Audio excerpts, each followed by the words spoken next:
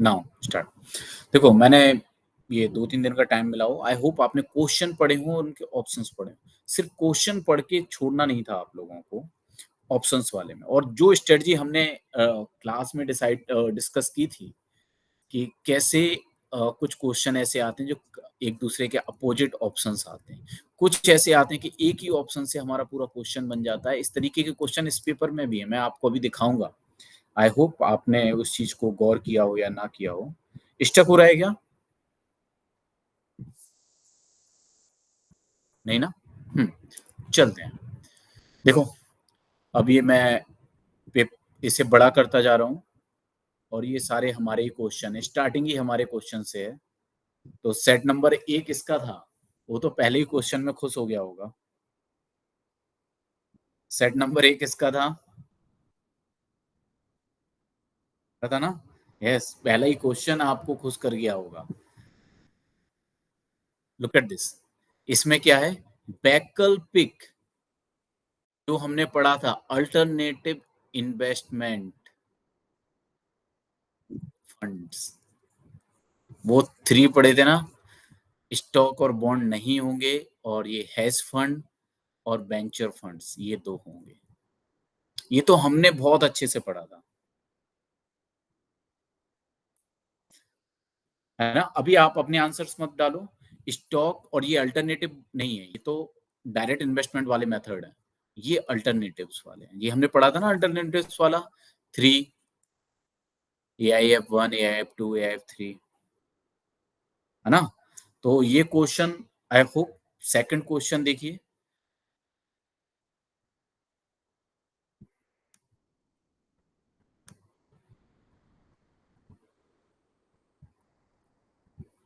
हुँ, wait second question को मैं zoom कर रहा हूँ। Now look at this. भारतीय रिजर्व बैंक की आय के स्रोत।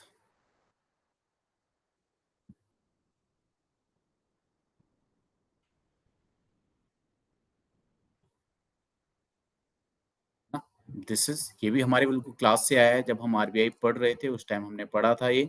और वैसे भी इसमें बहुत ज्यादा नहीं है क्योंकि हमें पता है आरबीआई सरकारी बॉन्ड और ये बेचता है।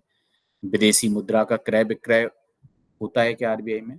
जब आरबीआई की मुद्रा के रेट बढ़ते हैं घटते हैं। पेंशन निधि करती है क्या? निजी कंपनियों को ऋण देता है क्या? या ये अब हमें देखना है क्या क्या करता है आरबीआई। पेंशन निधि प्रबंधन नहीं करता है।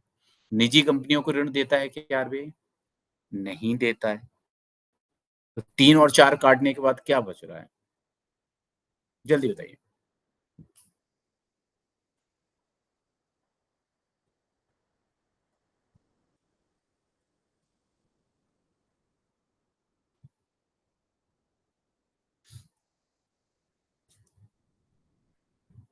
हो गया? हुँ, अब हम आते हैं नेक्स्ट क्वेश्चन पे।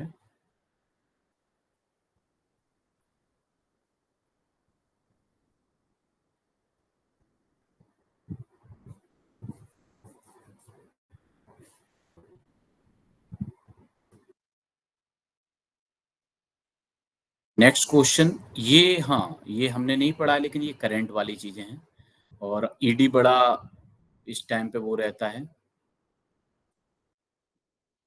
ईडी बड़ा मीडिया में वो उसमें रहता है हमेशा। Look at this. क्या लिखा है? ईडी के लिए क्या लिखा है? आंतरिक सुरक्षा गृह मंत्रालय। कैंसल। ठीक है?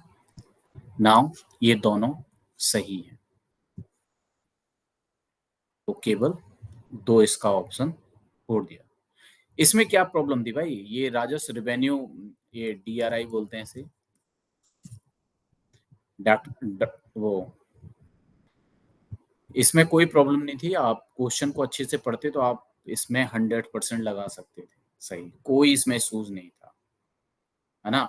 नहीं किया होगा टिक ओके, लेकिन ऐसे क्वेश्चन छोड़ना नहीं क्योंकि ईडी आता रहता है। हमें पता है ये किस तरीके के एक्ट्स पे काम करता है। ये मनी लॉन्ड्रिंग पे काम करता है ना? तो इसमें आ जाएगा, है ना? कौन-कौन से एक्ट पे काम करता है? कभी आपने देखा है ईडी अ आतंकवादी घटनाओं पे जाँच कर रहा है, किसी चीज़ पे नहीं, उसका जितना भी सिस्टम है वो फाइनेंशियल करप्शन इन सब चीज़ों से रिलेटेड होता है, मनी लॉन्ड्रिंग से रिलेटेड होता है, तो हमें समझ जाना चाहिए था ये किससे होता है ना?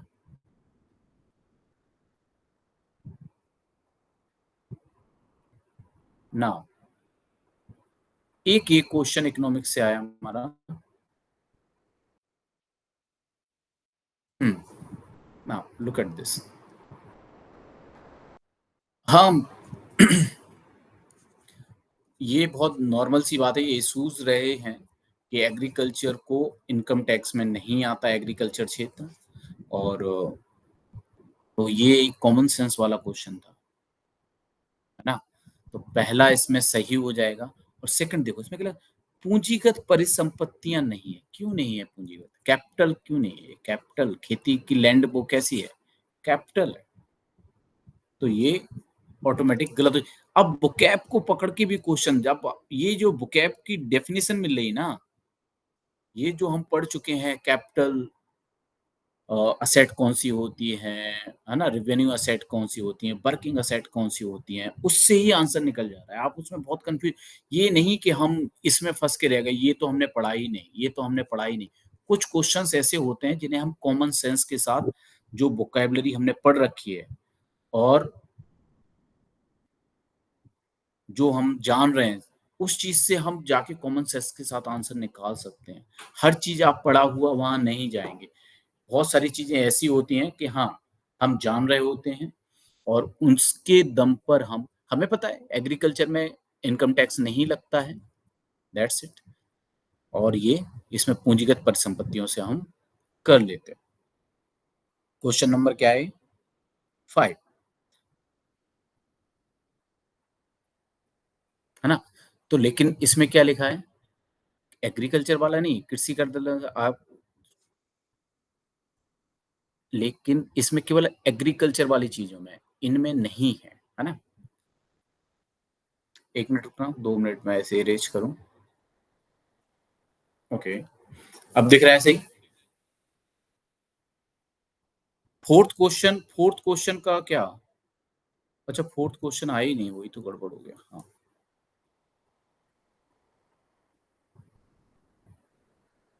ओके, 4th क्वेश्चन देखिए। Now look at this. आप इसे पढ़िए। क्या लिखा है? Business responsibility and sustainability report. ठीक है, हो गया, मैंने मान लिया ये चीज़ हो गई। लेकिन कभी भी कंपनियों को किसी तरीके के इंस्ट्रक्शन देने का काम आरबीआई का नहीं होता है। कंपनियों को आरबीआई को किसी भी तरीके का इंस्ट्रक्शन देने का काम नहीं होता है, किसी भी तरीके का। क्या कट रहा है? आई थिंक विज़ुअल हो रहा होगा,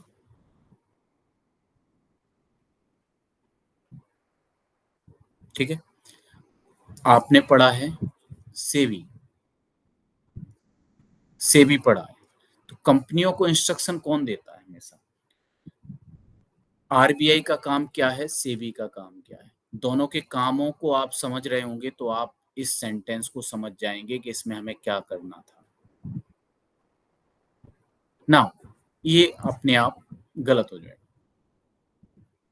क्योंकि reserve bank of India instruction नहीं दे सकता है और ठीक now second one is a correct तो एट लीस्ट हम एक क्वेश्चन इसे एलिमिनेट करके 50% आंसर पे तो पहुँच रहे हैं। एक को हमने काट दिया, हम इन 2 पे पहुँच गए। अब हम तुक्का लगाएँगे तो हम तुक्का लगाने के लिए हमारा आंसर आए, सही आंसर आए, इसकी प्रोबेबिलिटी बढ़ रही है ना? हो सकता है कि सारे पॉइंट हमें नहीं आ रहे हैं, लेकिन हमें एलिमिनेशन सबसे पहले करना है, एलिमिनेट करना है। समटाइम हमें नॉलेज के साथ हमें अपना कॉमन सेंस यूज़ करके रखना है। पेपर बहुत ज़्यादा पेपर ऐसा नहीं होता कि हमेशा नॉलेज के दम पे निकलेगा। You have to use your previous knowledge as a common sense. Now second one correct है, तो आंसर बी इज़ करेक्ट होगा। लेकिन फिर भी आपको सेकंड नहीं समझ में आ रहा था, तो आपको तुक्का भी लगाना था, आपको हिट एंड ट्राई करना था, तो 2 ऑप्शंस में से हिट एंड ट्राई करते तो 50% प्रोबेबिलिटी बढ़ती आपकी सही होने की, है ना?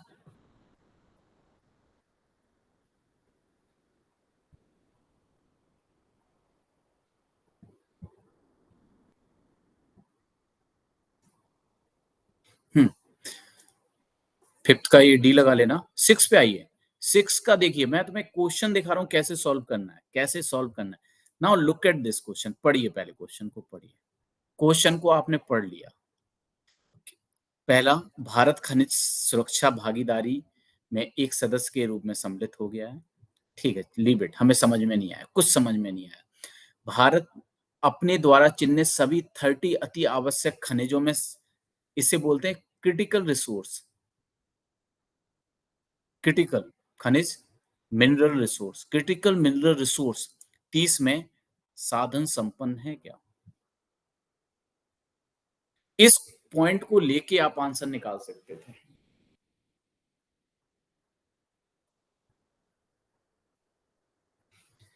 इस पॉइंट को लेके बस 2 को एलिमिनेट करते तो आप देखते कि आपका आंसर आपके सामने होता। जबको आपको इसकी भी कोई नॉलेज ना हो, इसकी भी कोई नॉलेज ना हो, फिर भी आप आंसर निकालने में एबल थे बस एक सेंटेंस से।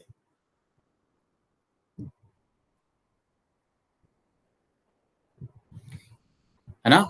थोड़ा-सा ना कभी-कभी क्या होता है और इसमें ज़रूरी नहीं आपने ये पढ़ा है, लेकिन हमें पता है कि हम रिसोर्स बहुत सारी चीज़ों के लिए जैसे क्या रेयर अर्थ मटेरियल्स के लिए हम आयात पे डिपेंडेबल हैं, बहुत सारी चीज़ों के लिए हम आयात पे डिपेंडेबल हैं।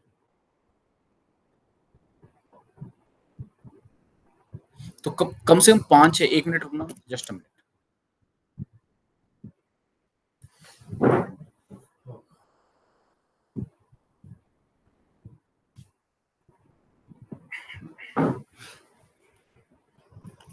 ओके, चलो, है ना? ईज़िली ये क्वेश्चन सॉल्व हो जाता है। ऐसे बहुत सारे क्वेश्चन यूपीएससी में आते हैं जो 4 और 5 क्वेश्चन ऐसे रहेंगे कि आपको लगेगा कि हाँ, इनमें थोड़ी-सी नॉलेज और कॉमन सेंस जो प्रीवियस नॉलेज है उसकी कॉमन सेंस के साथ हम सॉल्व कर सकते हैं। नाउ इधर हम आते हैं। ये क्वेश्चन हमारा बिल्कुल आया हुआ है। क्लास में पढ़ा हुआ क्वेश्चन आया। ठीक है, पढ़िए। जहाँ तक किसी कंपनी में निवेश से प्राप्त प्रतिफलों का संबंध है, आमतौर पर वह माना जाता है, स्टॉक धारक की तुलना में बॉन्ड धारकों को अपेक्षा कम जोखिम वाला माना जाता है। ऑब्वियस सी बात है, क्योंकि बॉन्ड क्या देते हैं?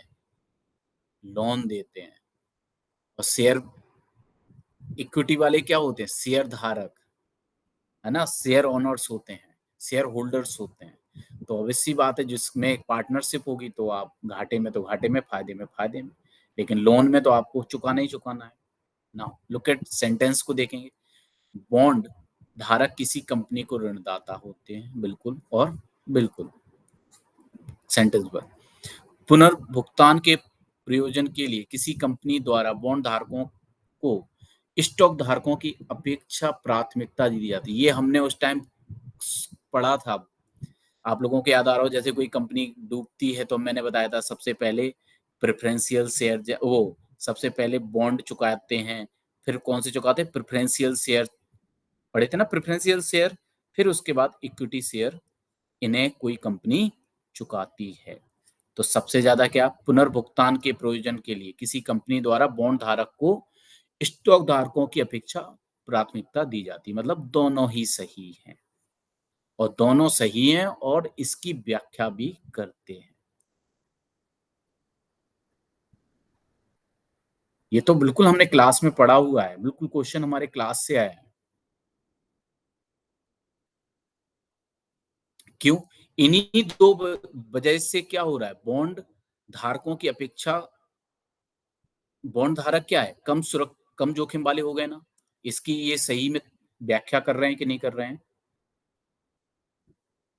और ये क्वेश्चन डायरेक्ट हम क्लास में से कई बार पढ़ चुके थे, वहीं से आया हुआ है। हाँ, वैसे सिंपल क्वेश्चन था तो ऑब्वियस सी बात है। देखिए इक्विटी वाला फिर से एक आ गया। अब इस क्वेश्चन को हमें कैसे, एक तो ये करंट से रिलेटेड है, एक क्वेश्चन ये करंट से रिलेटेड है, पॉइंट इसमें। दूसरा एक ये, जब हमने सेबी पढ़ा था तो इस पॉइंट को पढ़ा था। इसमें लिखा वित्तीय सलाहकारों के लिए कोई नियामक संस्था नहीं है, गलत है। सेबी है इनकी नियामक संस्था।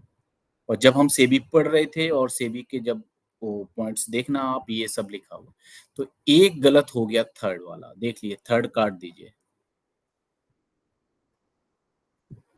केवल एक पॉइंट से पूरा आंसर आपका निकल गया। आप करंट के बारे में जान रहे हैं या नहीं जान रहे हैं, इसके बारे में आपको सही नॉलेज जानकारी है या नहीं है, लेकिन आप एक पॉइंट जान रहे हैं, तो आप आंसर कर ले जाएंगे, है ना? और इसलिए मैंने कहा है कभी भी क्वेश्चन को छोड़ा मत करो बिना पढ़े, आप बार-बार पढ़िए और जो ऑप्शंस बन रहे हैं उसके अकॉर्डिंग उसमें एलिमिनेशन वाला मेथड लगाइए और वो कहीं लगता है तो आप देख लीजिए।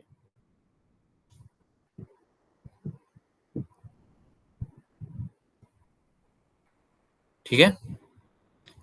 Okay, now look at this. चक्रीय अर्थव्यवस्था समझते हैं आप लोग? एक बार हमने एज़ अ टॉपिक तो हमने नहीं इसे कवर किया था आई थिंक, लेकिन मैं एक बार समझा रहा था आप लोगों को, चक्रीय अर्थव्यवस्था। और उसका मतलब क्या था कि जो हमारे रॉ मटेरियल के रूप में जो हमारे कंज्यूम हुए आइटम्स हैं, उनको यूज़ करना, रीयूज़, सर्कल बनाना, रिसाइक्लिंग करना उनकी, है ना? जैसे मान लो हमें गाड़ी बनानी है और हमें आयरन ओर चाहिए, तो उससे बेटर है कि हम पुरानी गाड़ियों का जो लोहा है उसे यूज़ करें, चक्रीय अर्थव्यवस्था से, है ना? तो इसमें भी ऑप्शन देख लीजिए, चक्रीय ठीक है, कर सकती है। अब कैसे करेगी देखते हैं। चक्रीय अर्थव्यवस्था लागत के रूप में कच्चे माल का प्रयोग कम करती है, बिल्कुल, कच्चे माल कम यूज़ होते हैं इसमें। 1 मिनट। हुँ, दूसरी, चक्रीय उत्पादन प्रक्रिया में अपव्यय कम करती है। अपव्यय को भी कम, ये क्या डिलीट होता जा रहा है?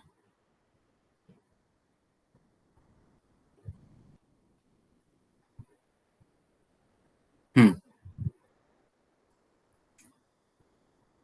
है ना? तो इसमें भी ये दोनों कथन सही हैं। कथन 1, कथन 2 दोनों सही हैं और ये ग्रीन हाउस, क्योंकि दोनों ही एक्स से क्या हो जाएगा, हम कम से कम रिसोर्स यूज़ करेंगे, ग्रीन हाउस गैसों का उत्सर्जन कम होगा।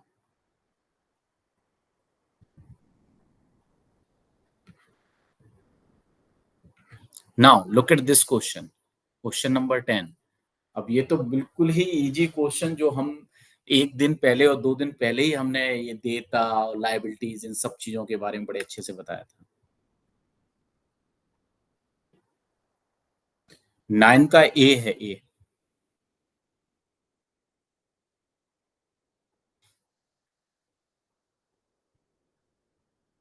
नाउ लुक एट दिस, इस क्वेश्चन को देखिए आप।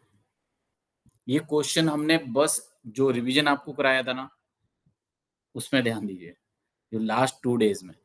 पूंजीगत प्राप्तियाँ देयता को सृजित करती हैं, या तो आप पर लोन बढ़ाएँगी या आपकी परिसंपत्तियों में। यही लाइन बोल-बोल के मैं मतलब मोर दैन 50 टाइम्स मैंने ये लाइन यूज़ की होंगी, है ना? पूंजीगत प्राप्तियाँ क्या कराती हैं? या तो देयता सर्जित कराती हैं या फिर आपकी जो परिसंपत्ति होती है उसे बेचना पड़ता है, तो वो कमी आती है।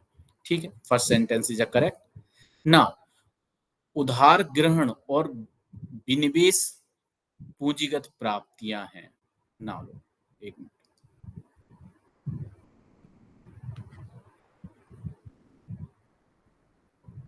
ये सही, उधार ग्रहण, ओके। पूंजीगत प्राप्तियों में ही आता है क्या? उधार लेते हैं क्योंकि इससे हमारी देयता बढ़ती है, और विनिवेश जिससे हमारी संपत्तियां या परिसंपत्तियां कम होती हैं। ऊपर वाले सेंटेंस को ये क्या ही मीनिंग को एक्सटेंड कर रहा है, तो दोनों ही सही है। नाउ ऋणों पर ब्याज सरकार की देयता का सृजन करता है। मैंने क्या बोला था? ऋणों पर ब्याज किस में जाता है? राजस्व बजट पर जाता है। तो ना तो राजस्व बजट में क्या होता था, राजस्व प्राप्तियों में ना आय और ना ही परिसंपत्तियां की कमियां आती थी, ना ही देयता का सृजन होता था। समझ आ गया ना? तो इसका आंसर क्या हो जाएगा? ए। और ये बिल्कुल जो ये वाला टॉपिक था, हमने बिल्कुल जस्ट आपके एग्जाम के 2-3 दिन पहले ये सेंटेंस ऐसे ही बोल बोल के, सेम लाइन बोल बोल के आपके सामने आए थे।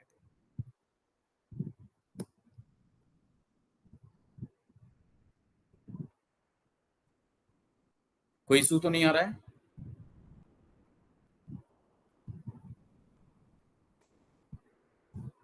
जिन लोगों ने एग्जाम नहीं दिया तो देखिए, क्योंकि ये वोकेबलरी हमें ऐसी यूज करनी पड़ती है, देयता, है ना, परिसंपत्तियों का सृजन, वहां पर ऐसे ही आता है।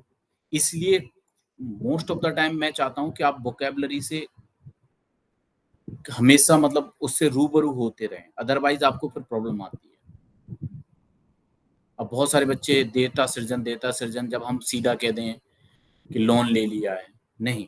इसलिए मैंने कहा था ना स्टार्टिंग में, आपको इकोनॉमिक्स थोड़ी सी टफ लगेगी क्योंकि हम वोकैब को यूज करेंगे, क्योंकि आपके एग्जाम में वो वोकैब आनी है, ना कि वो जो कथा हम सुनाने वाले हैं वो आने वाली है। ठीक है। 7 का आंसर क्या था? 7 क्वेश्चन क्या था? 7 का क्वेश्चन नंबर 1 ही होगा, 7 का ए।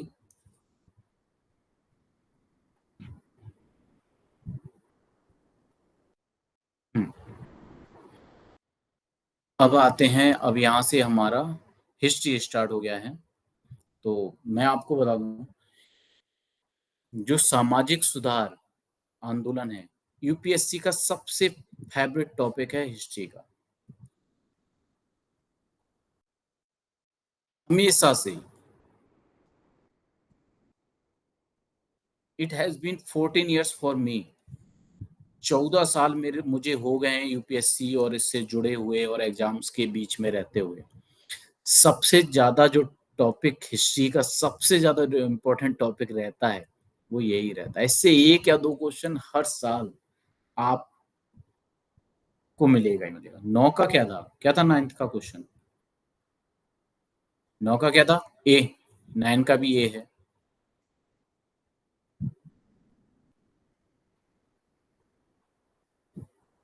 है ना? तो हिस्ट्री कभी भी आप करो तो इस टॉपिक को तो आप मतलब ऐसे करना चाहिए कि आपका हिस्ट्री ऑप्शनल है, इतना गहराई से इस टॉपिक को पढ़ना चाहिए। ठीक है।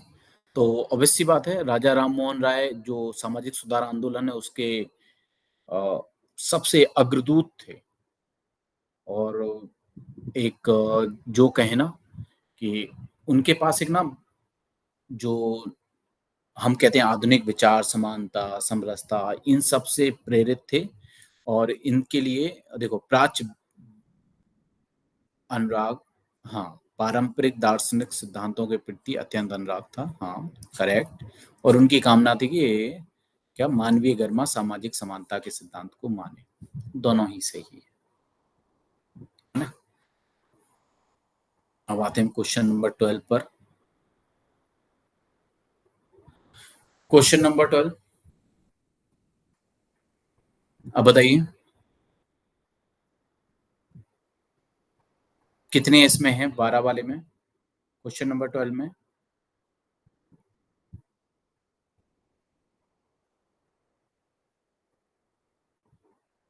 Very good. सी, केवल 3। ये हिस्ट्री वाला पार्ट आ गया है। और हिस्ट्री भी इस बार बहुत ज्यादा टफ नहीं आई हुई है। अब ये जो क्वेश्चन था, ये ऐसे जो बुकेब आती हैं ये लिटरली बहुत टफ होते हैं हमारे लिए एग्जाम में। और इसमें ऐसे ऑप्शन देते हैं कि हम काटा पीटी भी नहीं कर पाते हैं। इसमें तुक्के लगाओ तो पूरे तुक्का लगाओ। और ये ऐसे क्वेश्चन हर बार एक 1 या 2 क्वेश्चन आते हैं, और हमारे लिए बड़ा डिफिकल्ट होता है, सभी बच्चों के लिए, है ना? तो क्या क्वेश्चन नंबर क्या है? 13। तो इसका आंसर बी है।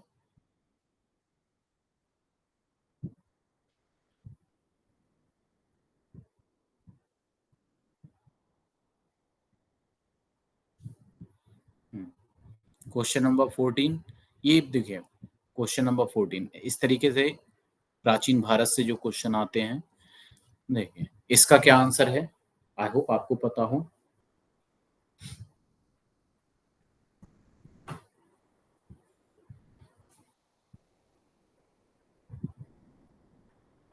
अब क्वेश्चन नंबर 14 का आंसर जो मैंने खुद, हाँ, फर्स्ट महेंद्र बर्मन प्रथम, इसका।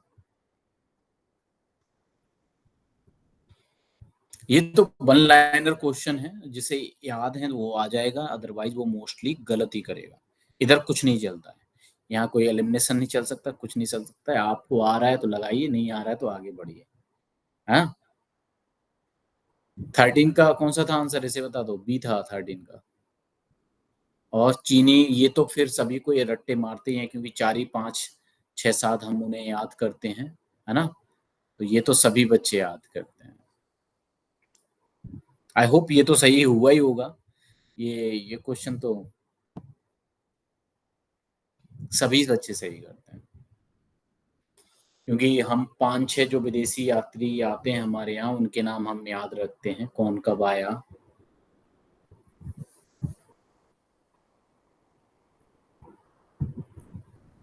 ओके,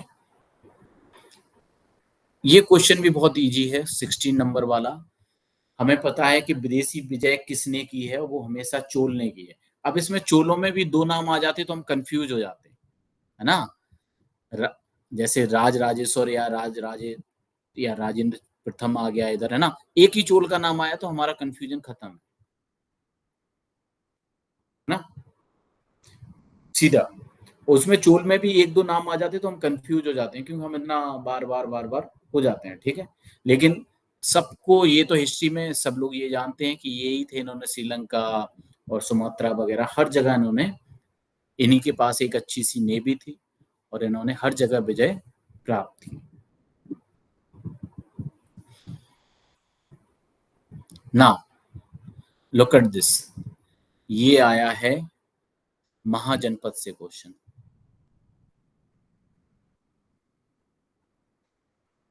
महाजनपद पता है कितने महाजनपद थे? महाजनपद एंशिएंट हिस्ट्री का सबसे इम्पोर्टेंट टॉपिकों में से एक टॉपिक है। आपको ये 16 के 16 याद करने पड़ते हैं, इनकी राजधानी याद करनी चाहिए और ये किस एरिया में है मैप में, आपको याद करनी चाहिए। सबसे दक्षिण कौन, सबसे उत्तर कौन या कहाँ कौन से स्टेट में आज के टाइम पर है, कौन से शहर में आज के टाइम पर है, ये आपको करना ही पड़ता है। ठीक है? तो इसमें देखिए अस्मक, कंबोज, कंबोज कहाँ था? जैसे हम इंडिया का मैप बनाते हैं तो इंडिया आज के टाइम पे कंबोज इंडिया के बाहर है ना? अफ़गानिस्तान वाला हिस्सा, पाक और अफ़गानिस्तान वाले हिस्से में होगा। अवंती महाराष्ट्र वाले हिस्से में है, तो महानदी महाराष्ट्र में नहीं बहती है, तो ये गलत हो गया। कौशल सही है, कौशल मतलब अयोध्या सरयू नदी के पास है। एक चौपाई सुनते होंगे ना, कौशल नरेश की जय सब काय ऐसे कुछ करके है, वो मैं मेरी मम्मी-पापा लोग जब पूजा करते हैं तो गाते रहते हैं, है ना? तो मैंने सुना है उस चौपाई को, तो उसमें ये कौशल अयोध्या के लिए वर्ड यूज़ होता है, तो सरयू नदी है, करेक्ट है, अवंती वाला ये गलत है और अस्मक वाला बताइए? अस्मक वाला सही है और कंबोज गलत है क्योंकि बिपास नदी के पास नहीं है, कौन-सी नदी पर है? मुझे लग रहा है काबुल नदी पर है कंबोज।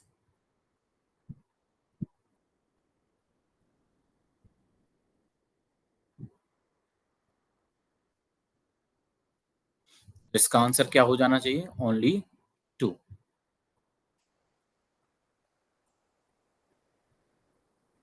करमू नदी, ओके।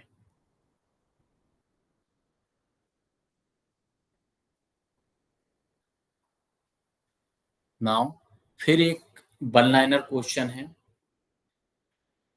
वन लाइनर क्वेश्चन है डायरेक्ट, इसका आंसर जिसको आ रहा है तो आ रहा है, नहीं आ रहा है तो मुझे भी नहीं आ रहा था इसका आंसर तो मैंने खुद ही गूगल करके निकाला है इसका आंसर, है ना? क्योंकि ये हिस्ट्री में जब वन लाइनर क्वेश्चन आ जाते हैं हमारा दिमाग बिल्कुल स्टॉप हो जाता है। या तो आ रहा होता है या नहीं आ रहा होता है।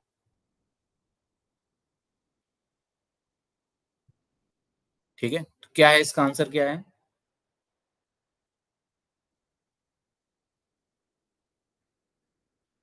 प्रथम गंधर्व महाविद्यालय जो संगीत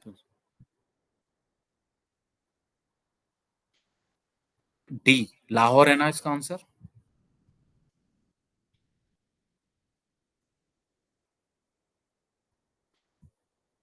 ना, ये क्वेश्चन बढ़िया है। इसे अशोक के अभिलेखों से ज्ञात है प्रादेशिक राजुक और एक सत किसके लिए?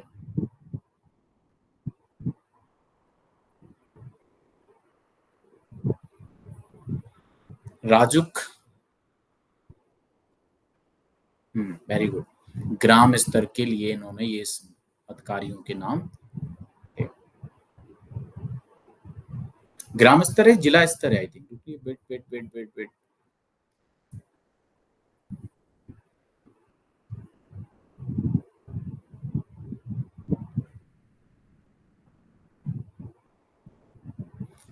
जिला स्तर है ना? B is right correct answer. जिला स्तर के लिए राजू खान।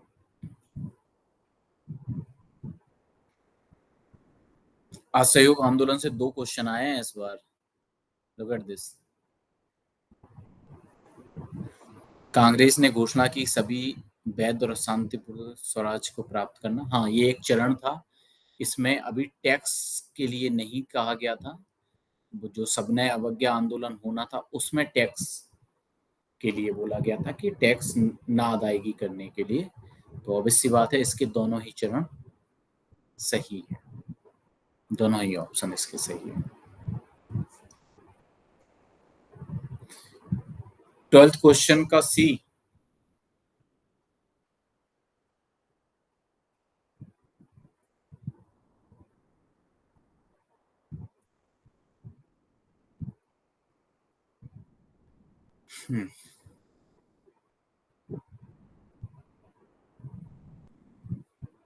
और नेक्स्ट क्वेश्चन पे चलते हैं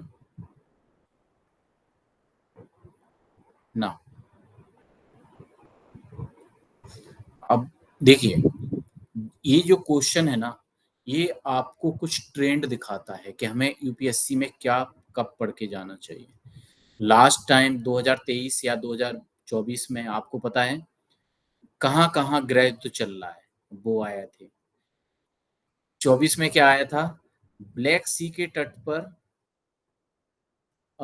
जो रसिया और यूक्रेन वाला वार चल रहा था, रसिया और यूक्रेन, वो कहाँ चल रहा है, कौन कौन से क्षेत्र पर है, कौन सा ब्लैक सी के तट पर है, इस तरीके से क्वेश्चन आया था।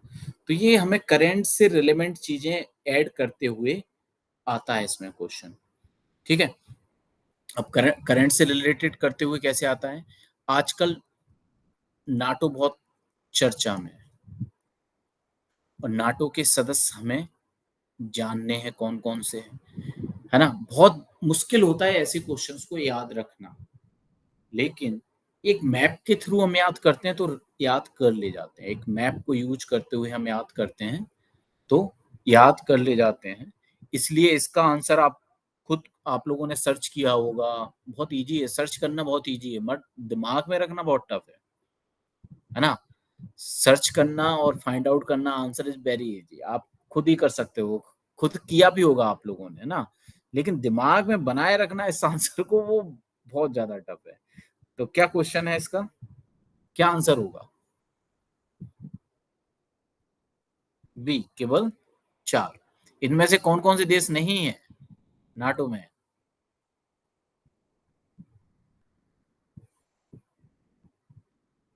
कौन कौन से देश नहीं है इसमें से?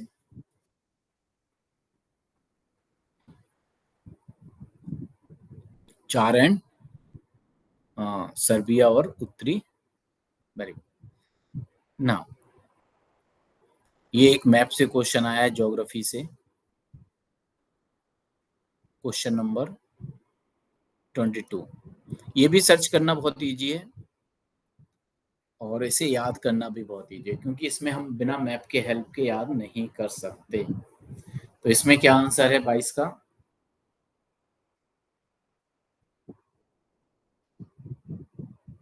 22 जिन लोगों ने पेपर दिया होगा उन्होंने सर्च किया होगा। क्या आंसर है इसका?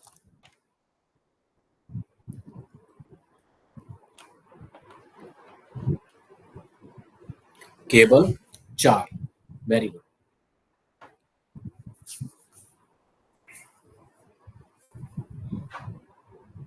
सी इसका आंसर होगा, क्योंकि एक तो इसमें पराग भी नहीं होगा और दूसरा कौन सा नहीं होगा, जल्दी बताओ। बोलिविया है, कोलंबिया होगा, वेनेजुएला तक पहुंचता है क्या? और दूसरा कौन सा नहीं होगा? एक तो इसमें पराग्वे नहीं है और दूसरा आई थिंक ब्राजील नहीं होगा, है ना? पराग्वे और 20 का बता दे यार भाई को, 20 का क्या था? 20 का सी था, क्वेश्चन कौन सा था? नाउ ये एक मैप से क्वेश्चन, एक क्वेश्चन और है 23। इसे देखिए क्या लिखा है, भूमध्य रेखा से कौन सा होके गुजरता है? सर्च किया होगा आप लोगों ने। ऐसे क्वेश्चन आते हैं ना, सॉल्व करना बहुत टफ होता है, लेकिन इनके जब एग्जाम निकल जाए ना तो 5 मिनट में ही हम मोबाइल लेके खट से सबके आंसर निकाल लेते हैं। इनके आंसर निकालना बड़ा इजी होता है। तो इसका आंसर डी। ये कहां पर है? कंबोडिया में है आई थिंक।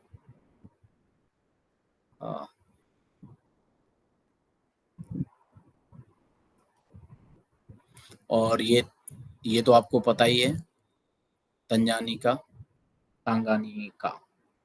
और ये कहां पर है? पाटोस लैगून। कहां पर है ये?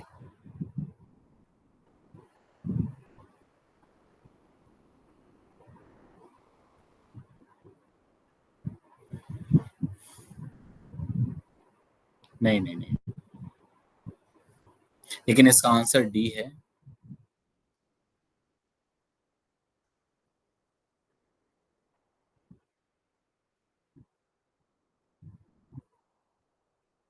चलिए अब आते हैं क्वेश्चन नंबर 24 पर। इस बार हल्दी पर इन्हें आ गया है, तो जल्दी बताइए हल्दी में क्या क्वेश्चंस क्या रहा? भारत सबसे बड़ा उत्पादक। एक आप लोगों को पता ना, एक दृष्टि करंट अफेयर आता ना, दृष्टि कोचिंग नहीं, एक दृष्टि का आता है, यूपी में लोग यूज करते हैं। उसके साथ एक आर्थिकी आती है, 15-20 पेज की। किसी को पता होगा? कितने लोगों को पता है ये बात? उसके साथ आर्थिकी आती है, उस आर्थिकी से ये क्वेश्चन एट आ गया। वो उसमें 10-15 ही पेज होते हैं, लेकिन यार इतना डेटा होता है ना उसमें, इतना डेटा होता है। और मतलब अच्छा खासा डेटा उनके पास होता है। तो 24 में ऑप्शंस क्या दिए इन्होंने? 24 में ये तीनों सही हैं।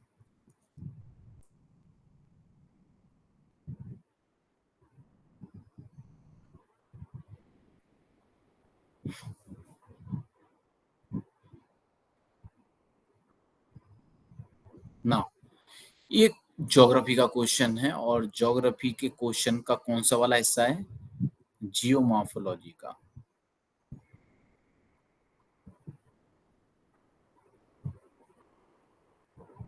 जियोमॉर्फोलॉजी का क्वेश्चन है।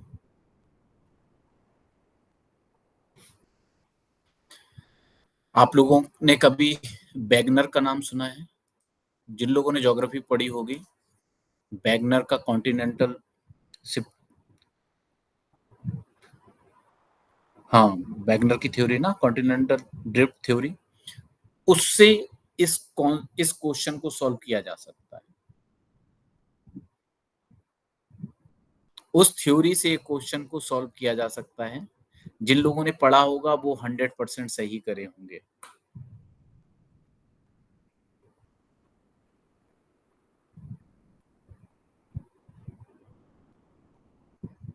है ना?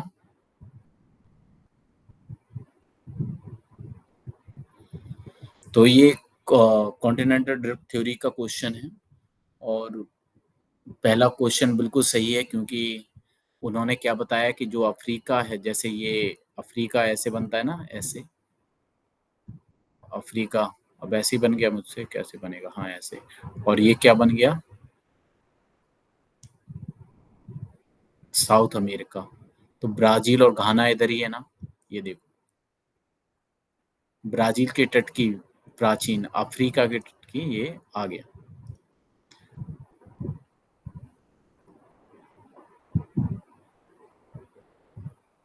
आ गया ना?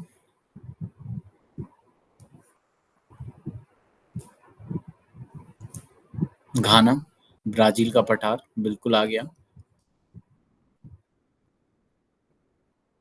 और ये जब हम भारत क्योंकि गोंडवाना लैंड का हिस्सा है, तो ये सी। ये थ्योरी मतलब एक मतलब ज्योग्राफी में जियोमॉर्फोलॉजी की एक बहुत इम्पोर्टेंट थ्योरी है। इसी थ्योरीज को आगे एवोल्यूट करके हम आते हैं किस पे, प्लेट टेक्टोनिक्स पे। तो ये उसी थ्योरी से क्वेश्चन है और इजी क्वेश्चन है, क्योंकि जब आप गोंडवाना लैंड को देखेंगे कि गोंडवाना लैंड, तो आपको रियलाइज हो जाएगा फिर।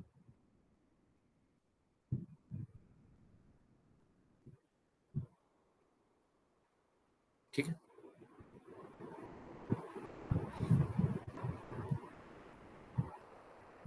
क्वेश्चन नंबर, इस बार क्लाइमेटोलॉजी का थोड़ा हिस्सा कम आया है। क्लाइमेटोलॉजी का हिस्सा थोड़ा सा क्या, आदमी उसी पे ज्यादा फोकस करके जा रहा था, तो उसका हिस्सा थोड़ा सा इस बार कम है, क्योंकि यूपीएससी हमेशा कुछ सरप्राइजिंग एलिमेंट्स अपने पास रखती है कि वो आपको कैसे चौंका दे। बहुत सालों से लगातार क्लाइमेटोलॉजी क्लाइमेटोलॉजी ही ज्योग्राफी का पार्ट बना हुआ था, है ना। Now look at this question, वायुमंडल में विद्यमान धूल कणों की मात्रा विषुवत रेखीय और ध्रुवीय क्षेत्रों की अपेक्षा उपोष्ण और शीतोष्ण क्षेत्रों में होती है। ठीक है, उपोष्ण और शीतोष्ण क्षेत्रों में कम शुष्क हवा चलती है। नहीं, यहाँ पर कैसी हवा चलती है, शुष्क हवा चलती है।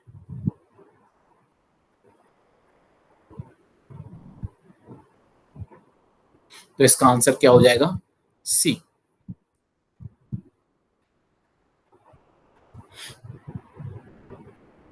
क्योंकि आपको मान लो ये नहीं भी समझ में आ रहा कथन एक, कथन दो से आप आंसर निकाल लेंगे, एलिमिनेट कर दीजिए, ये एलिमिनेट हो गया, ये एलिमिनेट हो गया, ये एलिमिनेट हो जाएगा, दो सही है ही नहीं, एक कथन से ही आपका आंसर आ जाएगा।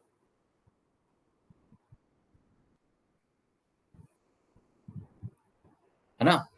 आपने मतलब क्वेश्चन को कभी ऐसे मत छोड़ो कि मुझे पहला सेंटेंस समझ में नहीं आया क्या है, लीव इट, बात नहीं, आप दूसरा देखो, तीसरा देखो, और जो सेंटेंस आपको समझ में आ जाए उसको लेके एलिमिनेशन वाले फॉर्मेट में जाओ कि कुछ एलिमिनेट कर पा रहे हैं, क्या पता हम सीधा आंसर निकाल दें एक ही सेंटेंस से, दूसरे सेंटेंस की हमें डिपेंडेबिलिटी की जरूरत ही ना पड़े।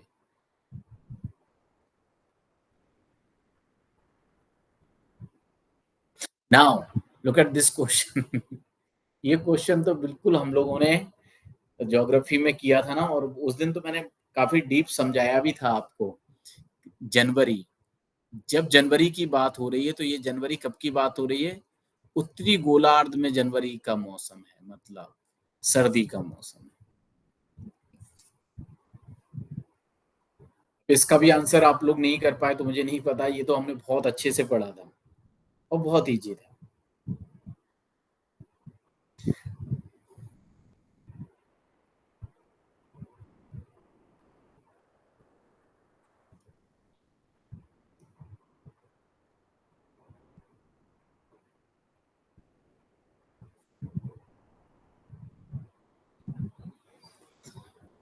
ठीक है, ना दो कथन है, ये भी सही है, उत्तरी गोलार्ध में समताप रेखाएं, मैंने कहा था बगल में ही एक वो बना लेना, एक कॉन्टिनेंट एक ओशियन, कॉन्टिनेंट को बीच में ओशियन को बीच में, मैंने बोला था कि ऐसे बना लेना वहां पर।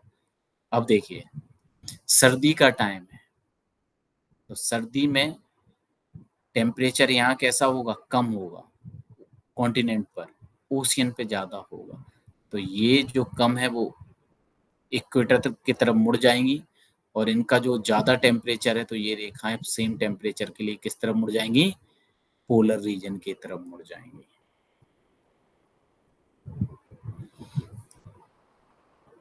ठीक है,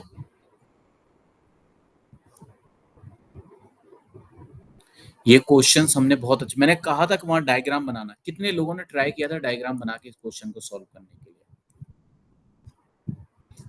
क्योंकि हमारे पास हम आ भी रहा है हमें लग रहा है बिल्कुल सही है, फिर भी हमें डायग्राम बनाना चाहिए। क्योंकि हम जो चीज़ हमें आ रही है वो 100% सही हो, कहीं से गलती होने की गुंजाइश ना रहे।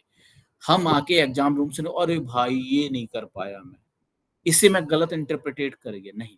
डायग्राम बनाओगे तो इंटरप्रिटेशन उसकी बिल्कुल करेक्ट आएगी।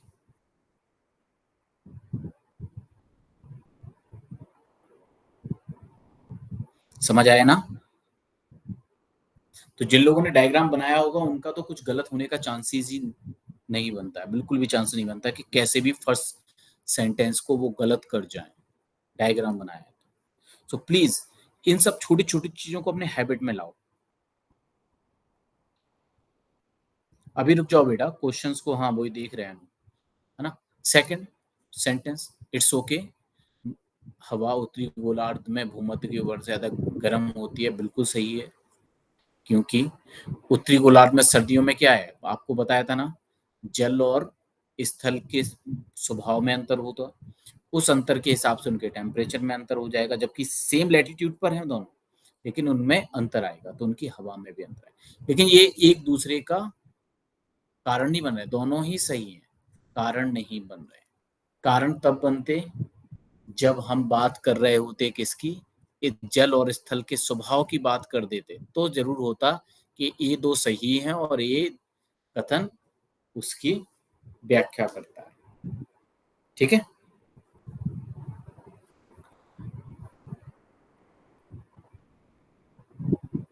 हाँ,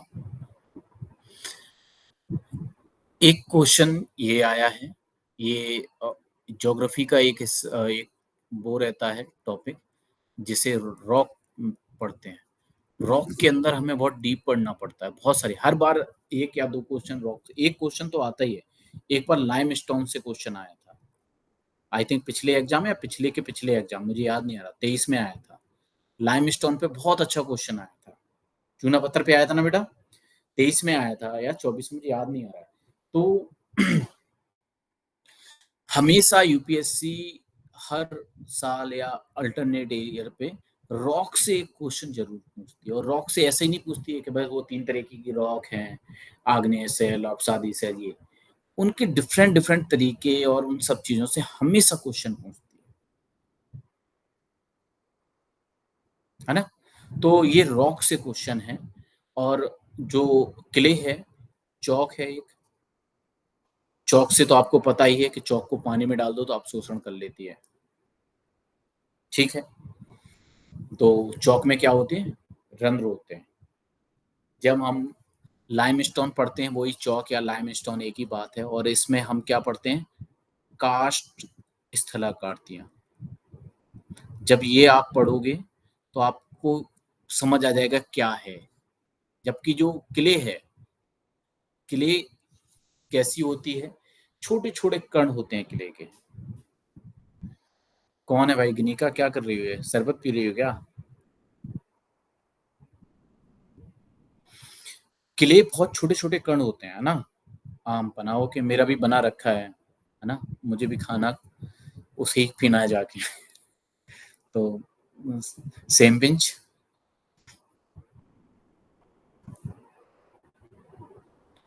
क्ले बिल्कुल छोटे छोटे कण होते हैं, और इतने छोटे कण होते हैं कि उनके बीच में अच्छे तरीके से रंध्र विकसित नहीं हो पाते हैं। तो क्ले मोस्टली कैसे हो जाते हैं, अपारगम हो जाते हैं, मतलब उनसे पानी एक तरफ से दूसरी तरफ नहीं जा पाता है। और जबकि वो ऐसे नहीं होते, तुम ऐसे उठा लोगे क्ले को, मिट्टी जैसे उठा लोगे, मतलब ऐसे कीचड़, क्ले मृतिका, है ना। लेकिन उसमें पानी अंदर अवशोषित नहीं हो पाता, एक लेयर से दूसरी लेयर, दूसरे तीसरे लेयर ज्यादा नीचे तक नहीं जा पाता, जैसे चौक में पानी बहुत गहराई तक धीरे धीरे चला जाता है।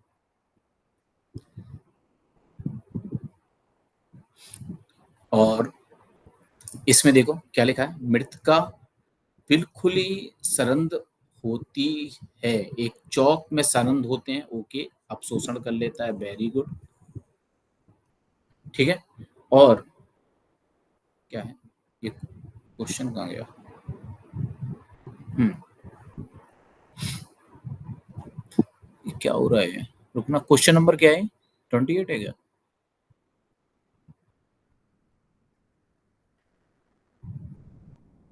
28 है।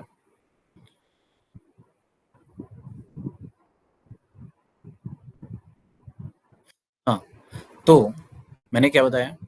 चौक सही है, ये सही नहीं है, क्योंकि ऐसा नहीं है कि इसमें रंध नहीं होते हैं, इसमें रंध होते हैं, लेकिन इतने बारीक, इतने छोटे होते हैं और इनकी जो क्ले की जो लेयरिंग होती है, वो ऐसी होती है कि पानी बहुत गहराई तक नहीं जा पाता, ऊपर ही 1, 2, 3 लेयर, 4 लेयर तक पानी रहेगा, फिर उसके नीचे नहीं जा पाएगा, तो इसमें रंध होते हैं, लेकिन ऐसे।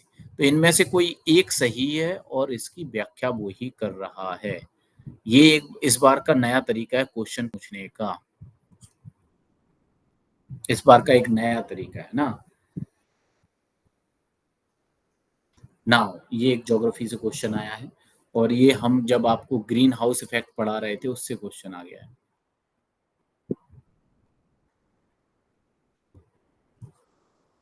वो आपको याद आ रहा है? Long wave length radiation, short wave length radiation. मैंने क्या बोला था आपको? कभी भी ये चीज मैंने बताई थी आपको कि कभी भी सूरज से हमारा पृथ्वी गर्म नहीं होती है। पृथ्वी किस चीज से पृथ्वी जो हमारा एटमॉस्फेयर है किस चीज से गर्म होता है? जब सूरज की किरणों को पृथ्वी अवशोषित कर लेती है और फिर जब रेडिएशन करती है, और उस रेडिएशन को बोलते हैं लॉन्ग वेव लेंथ रेडिएशन। और इससे यहाँ की वायुमंडल इसे अवशोषित करता है, इससे गर्मी आती है और ये इसी वजह से जब हम ऊपर जाते जाते हैं तो टेम्परेचर कम भी होता जाता है और इसी इफेक्ट को क्या बोलते हैं? ग्रीन हाउस इफेक्ट बोलते हैं। नाउ लुक एट दिस, अब इस कॉन्सेप्ट को यहाँ अप्लाई करो।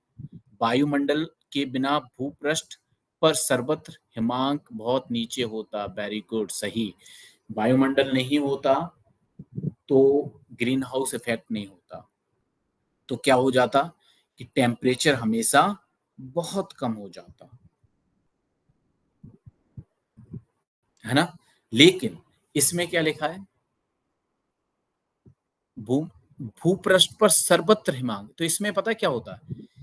दिन में टेम्परेचर ज्यादा होता डे टाइम में, और नाइट टाइम में टेम्परेचर कम होता, तो दिन में बर्फ जमती और रात में पिघल जाती। ये कंडीशन होती, इसलिए ये यहाँ पर पूर्णता सही नहीं है। लग रहा है सही जैसा, लेकिन ये पूर्णता सही नहीं हो पा रहा है, क्योंकि जब वायुमंडल नहीं होगा था तो सूर्य की किरणें आती और वो बर्फ को पिघला देती। बट जब रात होती तो फिर से वो टेम्परेचर बहुत कम हो जाता, फिर से बर्फ जम जाती। तो ये, हाँ, फील हो रहा है कि ये सही हो सकता है, लेकिन ये सही नहीं है। दूसरा क्वेश्चन पढ़ेंगे। हाँ, वायुमंडल द्वारा अवशोषित और पासित ऊष्मादर औसत तापमान, बिल्कुल ये सही है। और नीचे वाला वायुमंडल का कार्बन डाइऑक्साइड, यही ग्रीन हाउस इफेक्ट वाला सही है आंसर।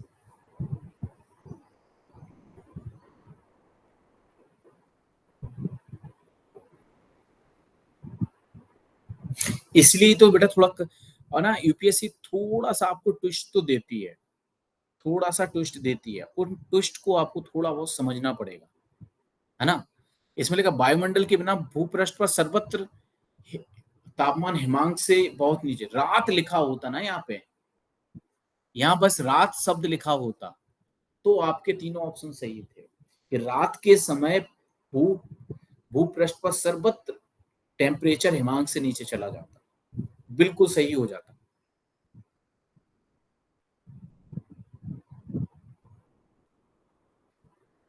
है ना। रात नहीं लिखी है इसलिए वो क्वेश्चन का पहला ऑप्शन गलत हो गया है और डी सही हुआ। ठीक है, अभी हम ज्योग्राफी स्टार्ट करने वाले हैं।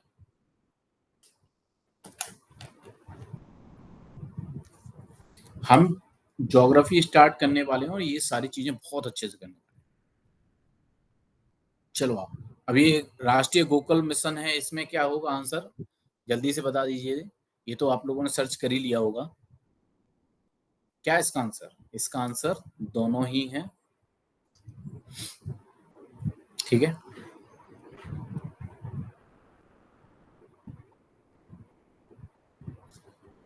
ना।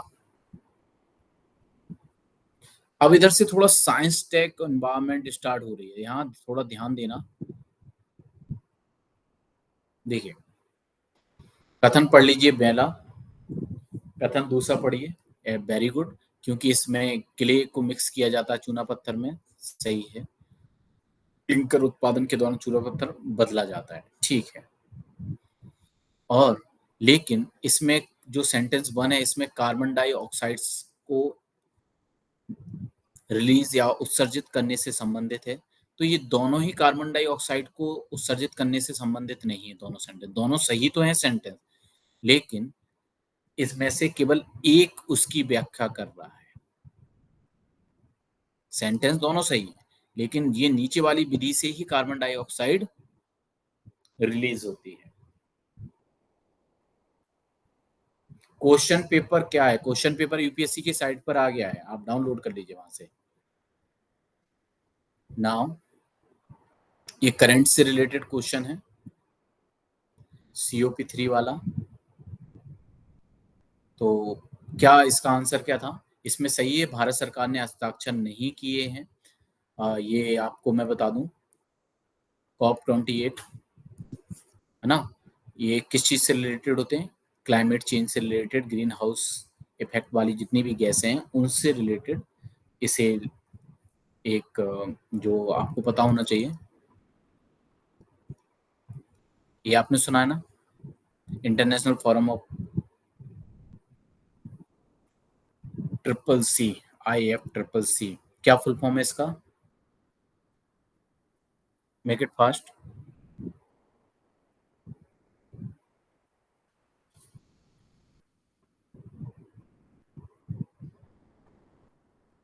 Climate change convention, very good.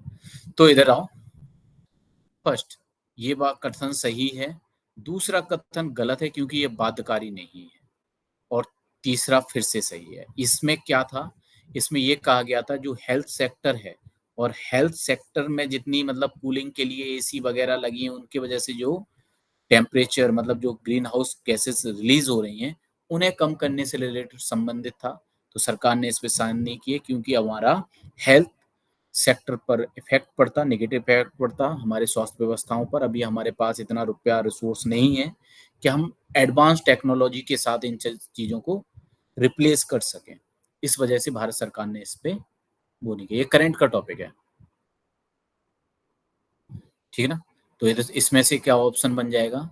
दोनों नहीं, दोनों में से एक सही है और व्याख्या करता है।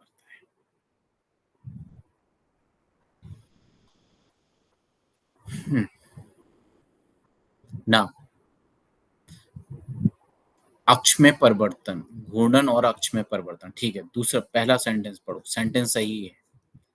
ये जब हम सोलर सिस्टम पढ़ रहे होंगे, सन के बारे में पढ़ेंगे ज्योग्राफी में, तो ये वाला हिस्सा पढ़ेंगे। नाउ ये भी सही है, क्यों? क्योंकि ज्यादातर ग्लेशियर कहाँ पर हैं? पोलर रीजन में, और जब वो पिघलेंगे तो पूरे पूरे ग्लोब पर पानी फैल जाएगा। तो सबसे ज्यादा फायदा पानी कहाँ आएगा इकट्ठा होके? इक्वेटर के पास। कहाँ आएगा? इक्वेटर के पास। तो इससे क्या है, पूरे ग्लोब का पूरे ग्लोब का एक ज्योग्राफी में एक वर्ड यूज हिंदी में किया जाता है, समस्थिति, और उसका मतलब होता है बैलेंस। तो अर्थ का पूरा बैलेंस थोड़ा बहुत डगमगाएगा, उस डगमगाने में अर्थ का घूर्णन और अक्ष में परिवर्तन होने की संभावना है। आप लोगों ने सुना होगा ना कि चाइना ने इतना बड़ा बांध बनाया है जिससे हमारा घूर्णन कम हो गया है, सुना है ना ये बात? घूर्णन कुछ मिली सेकेंड्स कम हो गया है ना? क्यों? क्योंकि अर्थ, जो अर्थ है उसकी एक समस्थिति होती है, हर जगह उसको एक बैलेंस कंडीशन होती है, तो वो उस तरीके से रिएक्ट करती है। जब उसका वो बैलेंस बिगड़ता है तो वो डिफरेंटली रिएक्ट करने लगती है, डिफरेंटली बिहेव करने लगती है, और वो बिहेव उसके घूर्णन अक्ष पर या घूर्णन गति पर पड़ता है। सुना होगा ना, ये रील्स वगैरह में सुना, वो हकीकत बात है कि चाइना ने इतना बड़ा डैम बनाया है कि पृथ्वी का घूर्णन थोड़ा सा प्रभावित हुआ है। तो इसमें ये दोनों सही है, लेकिन एक इसमें से सही व्याख्या कर रहा है, ये वाला इसकी सही व्याख्या नहीं करता, ये वाला इसकी सही व्याख्या करता है, 3 वाला।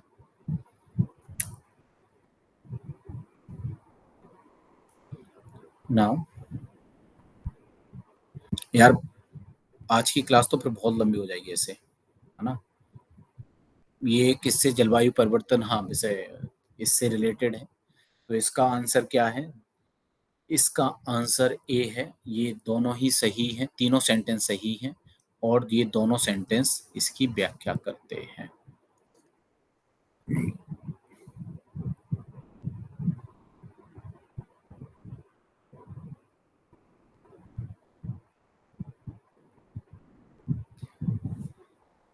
बच्चे नहीं थके, लेकिन टीचर तो थक रहा है ना। हमारी क्लास चलेगी, लेकिन हम देखते हैं, जल्दी जल्दी करते हैं हम, है ना? और ये डायरेक्ट वन लाइनर क्वेश्चन आप देख लीजिए। इसमें कौन सा है क्वेश्चन? आंसर क्या है इसमें? एशिया और प्रशांत क्षेत्रों के लिए प्राकृतिक समाधान, नेचर विथ हब, किसने बनाया है ये? 35, क्वेश्चन नंबर 35 का ए है एशियाई विकास बैंक, एशिया डेवलपमेंट बैंक ना।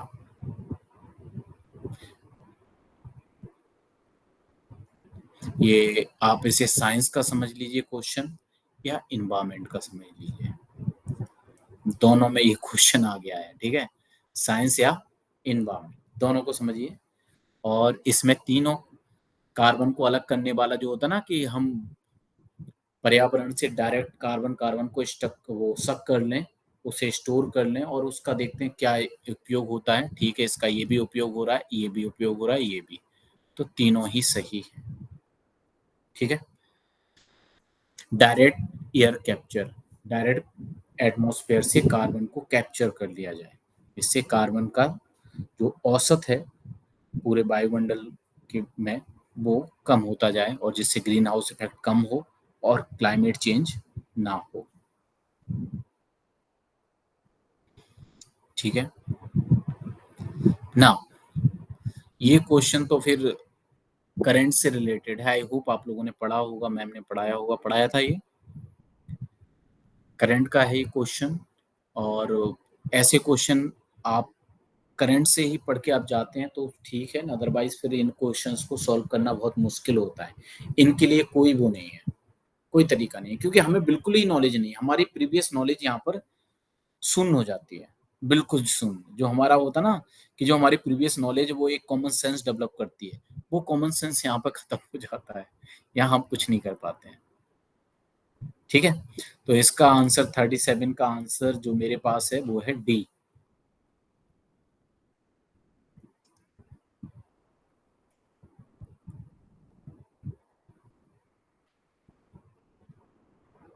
ना, चलते हैं।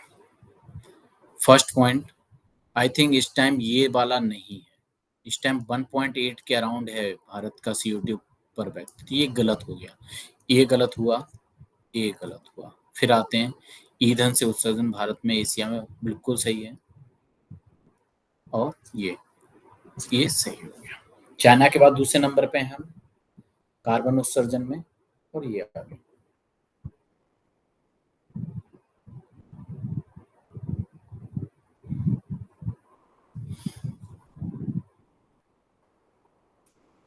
ठीक है। नाउ 39 देखिए। अब ये तो क्वेश्चंस है, साइंस का क्वेश्चन है, लेकिन क्या करते थे अभी तक हम लोग, वो ज्यादा पढ़ के जाते थे।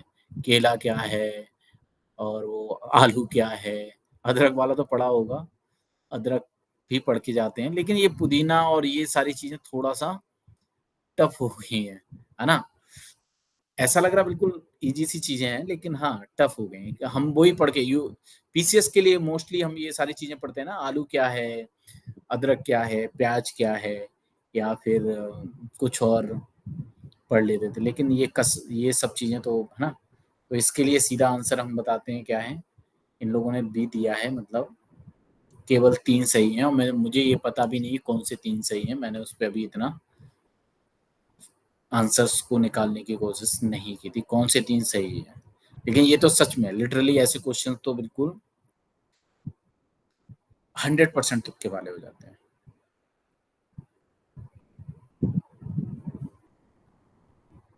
एस, देखो, एक क्वेश्चन आया है ये, इस क्वेश्चन में मैं आपको क्या बताना चाह रहा हूँ वो ध्यान देना आपको।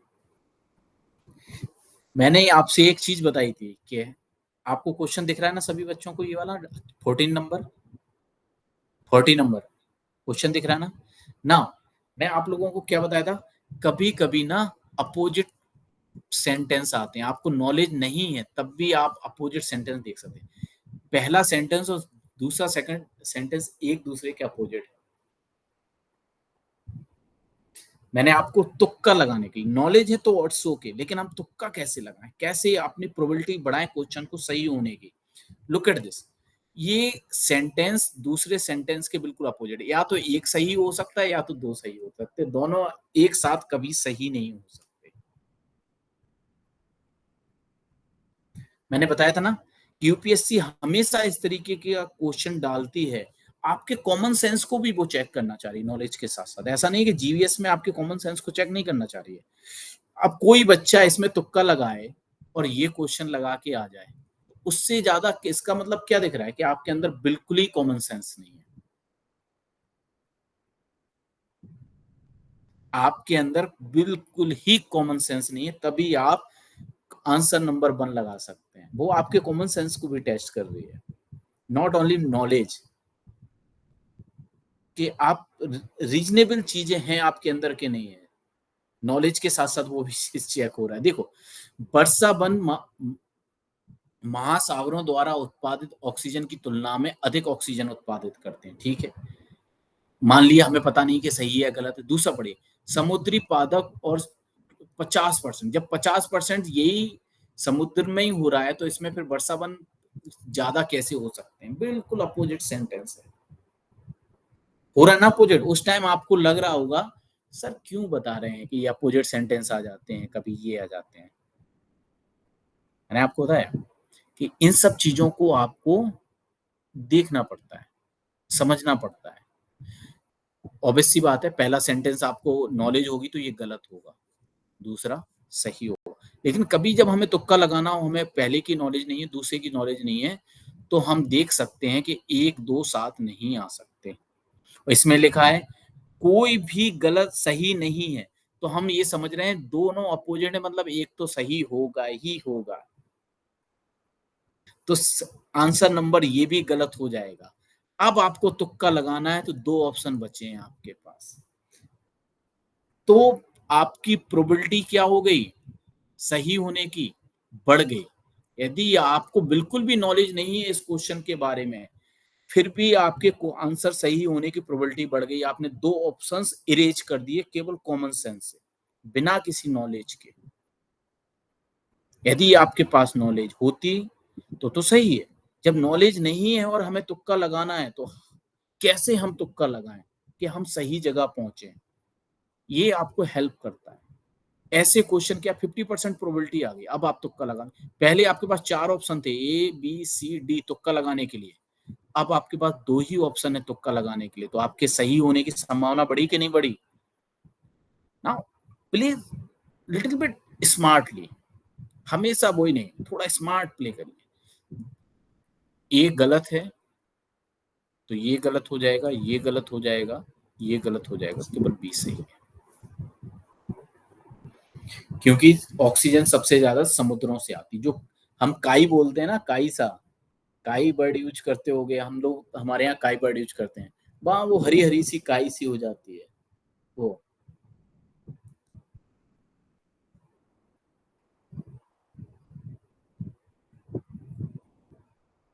कल के लिए फिर बेटा टाइम नहीं है, फिर हमारी क्लासेस वगैरह स्टार्ट होनी ना, हम जल्दी जल्दी करते जाते हैं ना।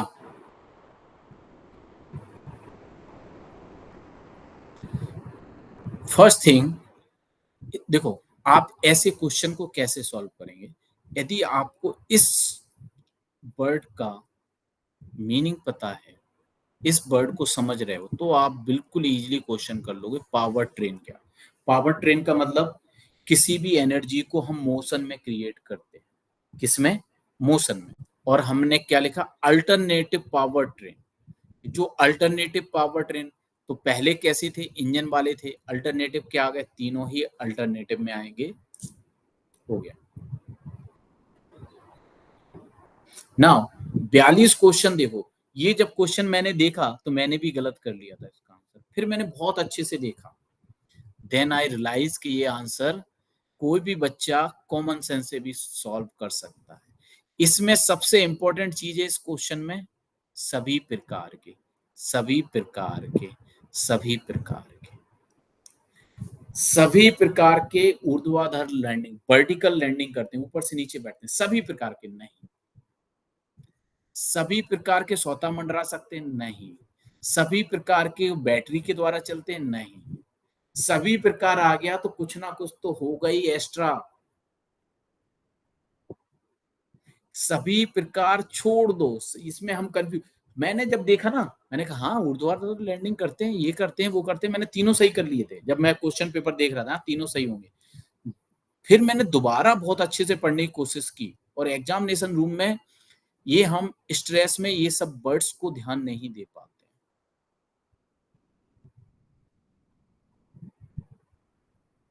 इसका कोई विकल्प नहीं है, कोई आंसर नहीं है, तीनों ही गलत है, क्योंकि सभी में सभी प्रकार, सभी प्रकार, सभी प्रकार लगा दिया। सिर्फ ये लिखा होता ना कि यूएवी ऊर्ध्वाधर लैंडिंग कर सकते हैं, यस। यूएवी स्वतः मंडरा सकते हैं, यस। यूएवी बैटरी द्वारा संचालित हो सकते हैं, यस। लेकिन सभी प्रकार के, सभी प्रकार के, सभी प्रकार के, तो सभी प्रकार में एक चीज तो नहीं चलती है कभी भी। जब मैंने ये क्वेश्चन देखा तो लिटरली मैंने तीनों सही किए, तीनों सही कर लिए, मैं आगे बढ़ा, फिर मेरा मन नहीं माना, मैंने फिर देखा, फिर मैंने गूगल भी किया, फिर मैं समझा ये तो सभी प्रकार लिखा है, मतलब लीव इट, है ना। कभी भी ये सभी प्रकार आ जाए तो इसका मतलब क्या है कि कभी तो इनमें थोड़ा बहुत तो डाइवर्सिटी होती ही है।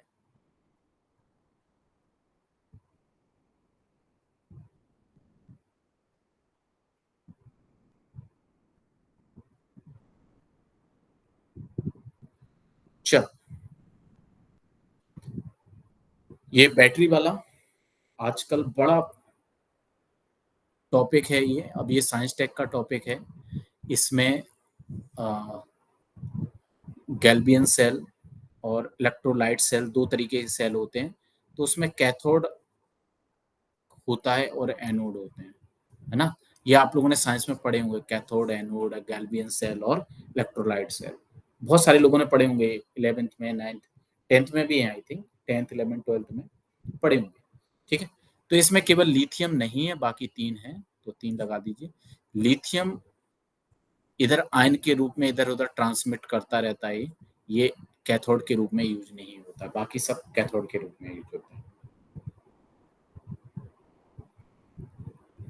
मैं समझा सकता था, लेकिन अब टाइम बहुत हो रहा है और 50 अभी क्वेश्चन पूरे ही पड़े हमारे। आ, अब बताओ भाई, मुझे नहीं पता यार, सिगरेट वाला टुकड़ा पीछे का प्लास्टिक होता है क्या? जल्दी बताओ।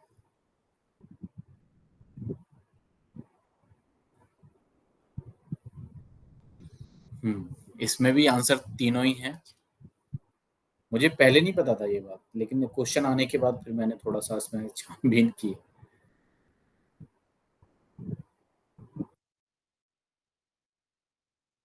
एक वर्ड आया, कोयला गैस, साइन गैस आती ना, साइन गैस, साइन गैस जिसमें कोयले पर हाई प्रेशर, हाई टेम्परेचर पर बनाई जाती है, उसका यूज है।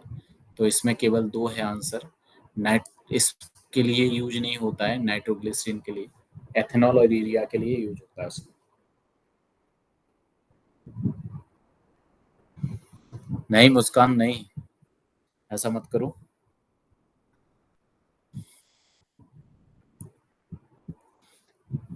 एक वो पहले एक रील आती थी ना, मार खा गई क्या, ऐसे कुछ, तो पता चले मम्मी ने देख लिया और मार खा गई क्या।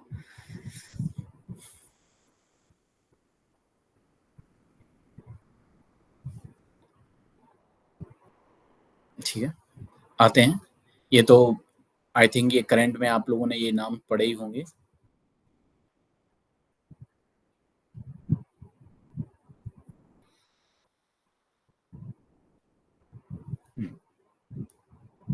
जल्दी-जल्दी करते हैं, हमारे 50 क्वेश्चन हो गए हैं। हाँ, ये ये करंट का ही है। जैसे पिछली बार उससे मेटा से आया था क्वेश्चन, इस बार मेजोरोना चिप 1 चिप से आया है, ये माइक्रोसॉफ्ट की है। माइक्रोसॉफ्ट ने इसे डेवलप किया है और ये क्वांटम कंप्यूटर के लिए है। ये क्वांटम कंप्यूटर वगैरह सर ने पढ़ाए होंगे साइंस टेक में, या फिर अब क्लासेस होंगी तो पढ़ाए हैं, है ना? तो ये नहीं होगा क्योंकि इसमें क्या लिखा है, अमेज़न वेब सर्विसेज है, नहीं। 2 हटा दो। एक ही हटाने से हो जाता है, हमें यही पता चल जाए ना कि ये किसने बनाई है, तो हम पूरा सही कर ले जाते हैं। 46 का हो गया, बता दिया, मुझे नहीं पता। 46 का भी था अभी। हाँ, ओके। सारी एंटीबॉडीज प्रोटीन की बनी होती हैं, तो ये भी है। और ये लेकिन मानव निर्मित है, इट्स लैब में बनती है ये, ठीक है। इसकी ये भी सही है। और बनने में इनकी क्षमता होती है। और निपा इसका तीनों ही सही है।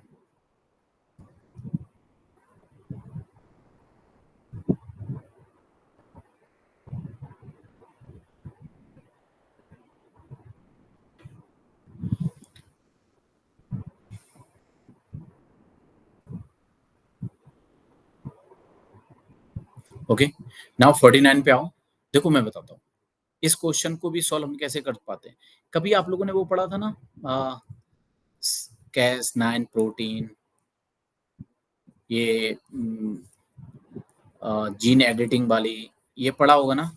जब हम इसमें पढ़ते हैं तो क्या ये एक जो बैक्टीरिया होते हैं ना, उनके अंदर एक क्षमता होती है कि जब उन पे वायरस आक्रमण करते हैं तो ये प्रोटीन के थ्रू वो उसे काट देते हैं, वायरस के जीन को टुकड़ों टुकड़ों में काट देते हैं। तो इसका मतलब हम क्या समझ रहे हैं कि बैक्टीरिया को वायरस संक्रमित करते हैं। तो ये सेकंड वाला क्वेश्चन टाइप इनका गलत हो जाएगा, गलत हो जाएगा। जिससे क्या होगा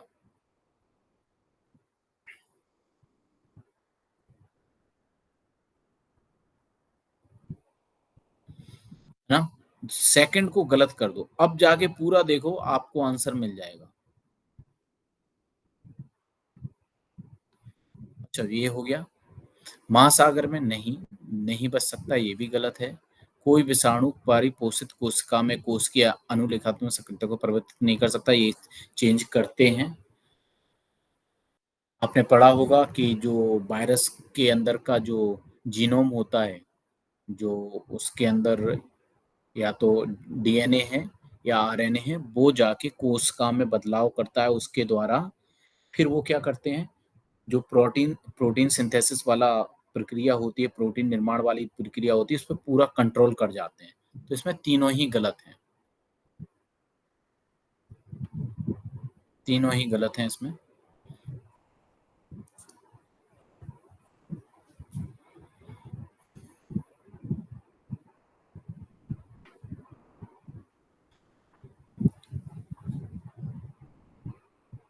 50 देखिए जल्दी से।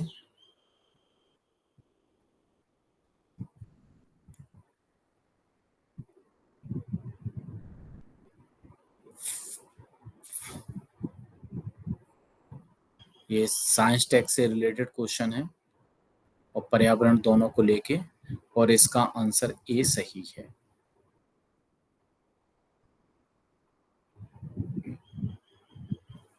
ओके,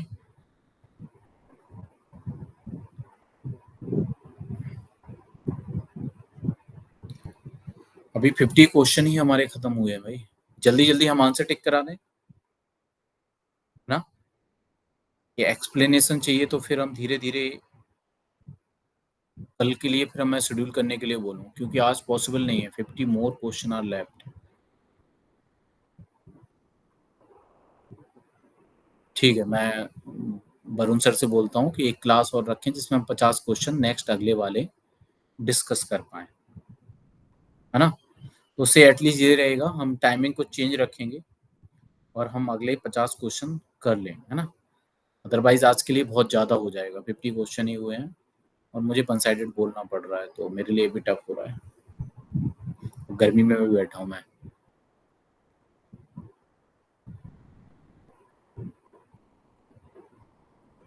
बहुत कम बच्चे जॉइन कर रखे हैं, सारे भाग गए हैं। ओके, बाकी मैं वरुण सर से बात करता हूँ, कल के लिए शेड्यूल कराता हूँ क्लास। Okay, bye.